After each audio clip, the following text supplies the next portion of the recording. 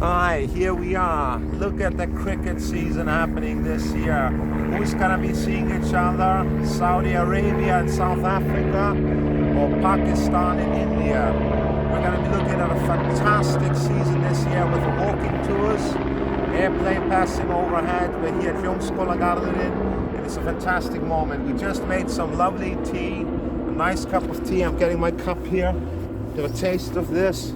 Let's see what's happening. It's just a really nice session for everyone. This is the cup mira. The cup normally goes on top of that. Then you can boil rice. You boil lovely rice like that. Or you can boil little sausages. So we're just gonna have a lovely tea. And just remember, Poppy isn't homeless. He's just in some sort of place at the moment where he's staying with people.